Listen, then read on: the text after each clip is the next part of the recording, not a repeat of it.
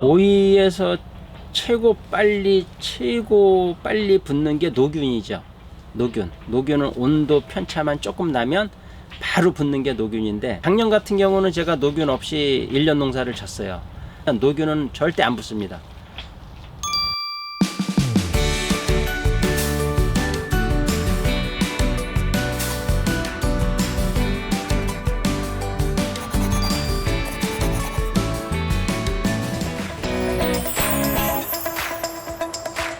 오이에서 최고 빨리 붙는 게 노균이죠.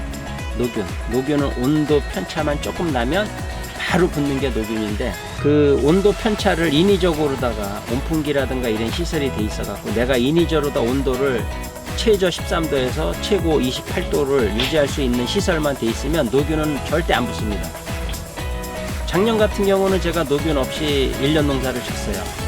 살짝 신경을 써가지고 밤기온하고 낮기온하고 그렇게 차이도 없었고, 이게 노균이 붙는 게 보통 4월 초, 이천 지역 같은 경우는 거의 4월 초에 많이 붙거든요. 온도가 이제 변화가 있을 때, 그때가 많이 있거든요. 박과작물의 황은 잘 치면은 좋은데, 그게 잘 맞으면 되는데 잘못 맞으면 이 꽃이 다 눈이 멀어요. 이 황성분을 여기다 뿌려버리면 그런 좀 문제점이 있어요. 그러니까는 그 적정량을 잘 지켜야 돼요. 황은 정확하게. 걔네가 만드는 사람이 뭐 물 20리터에 뭐 1000배로 쳐라, 뭐 그러면 물 20리터에 뭐 20cc를 치라면 정확하게 20cc 그 이상이 넘어가면 분명히 해가 옵니다. 황은 제가 해보니까 그전에. 그래서 저는 거의 황을 안 쓰는데 그게 너무 무서우니까 그 부분이, 그런 부분이 있는데 효과는 좋아요. 황이 효과는 좋은데 그만큼 위험성도 많이 따르는 거죠. 성장장애는 이제 이 시기에는 거의 안 오고요. 이제 뜨거워질 때 하고 추워질 때 요 생장점이라 그랬는데, 이제 순머지라는 표현을 써요. 순머지. 그럼 이제 예를 들어서 이제 고온기 때는 이제 순이 타죠. 이런 게 이제 거의 순이 탄 건데, 이렇게 이제 타는 건데 얘는 다시 살아났잖아요.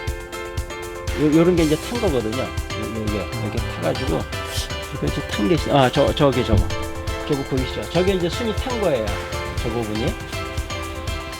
저게 이제 순이 타서 순이 없어졌잖아요. 이제 밑에 이제 순이 하나 삐졌는데, 이제 요놈을 키우는 거를 저거 이제 키우면 다시 얘는 계속 떼고 갈 수 있는 거고요. 그리고 순머지라고 표현을 하는데, 순머지는 겨울에 와요. 온도가 이제 거의 오이 같은 경우는 이제 제가 배우기로는 0도점에서는 이제 성장이 멎진다고 그러는 거죠. 아예. 얘가 이제 가장 생육을 정상적으로 유지하려면 13도가 유지가 돼야 되거든요. 영상 13도가. 그래서 밤에도 13도를 계속 유지를 하면 한겨울에도 계속 생산을 합니다. 오이는. 겨울에는 또 해가 좋잖아요.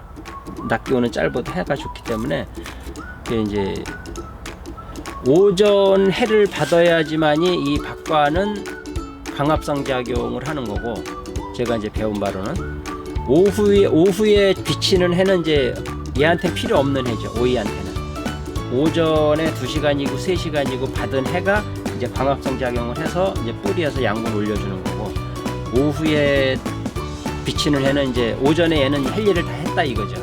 그렇게 제가 배웠거든요. 근데 그 부분까지는 제가 이제 하기는 못한 거고. 곰봉과요? 곰봉과는 잡는 방법은 제 기준으로 봤을 때는 간단해요. 곰봉과는 고가는 뜨거워지거나 추우면 고가는 생기거든요. 이런 게 이제 고가죠. 이런 게 이제 고가인데 이건 아직 죽지는 않은 거고요. 곰봉과는 물을 오늘 예를 들어서 물을 이제 예를 들자면 오늘 이제 얘는 물을 오늘 한 10분만 줘야지, 그리고 10분을 줬어요. 근데 좀 부족한 것 같아. 그 다음날 막 30분, 1시간을 줬어요. 그러면 이놈이 굶주렸다가 물을 먹었는데, 물을 적당히 먹을 땐 이렇게 왔는데 뜨거우니까, 주인이 뜨거우니까 얘도 뜨거운 줄 알고 물을 확 줬단 말이죠. 그럼 물을 말 그대로 엄청 먹을 거 아니야. 얘가 물을 많이 줬으니까 이게 곰봉같이 이렇게 생겨요. 그거를 일명 곰봉과라 그러죠. 그러니까 그거는 이제 주인이 물 관리만 하면 거의 안 만들어내죠. 곰봉과는. 저도 처음에 10여 년 전에 오이 농사 질 때 곰봉과 어마어마하게 따냈습니다. 근데 그거를 터득을 한 게 물을 매일 주기적으로 같은 양을 주던가 이제 뜨거워지면 조금 뭐 1분 2분 이렇게 늘려가야지 오늘 뭐 뜨겁다고 해서 10분 줬는데 내일은 더 뜨거우니까 30분 40분 줘야지. 그러면 다음날 바로 군복과가 엄청 나옵니다. 그거 다 촉과시켜야 돼요. 일이 또 많아지죠.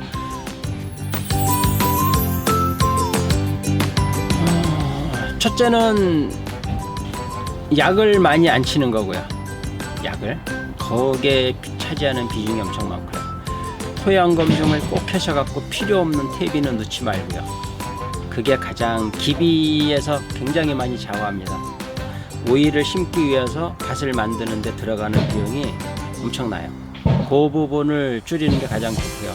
뭐 내가 인위적으로 뭐를 만들어서 쓸 수 있다라고 하면 이제 칼슘제 같은 경우는 저는 이제 만들어서 쓰긴 하는데,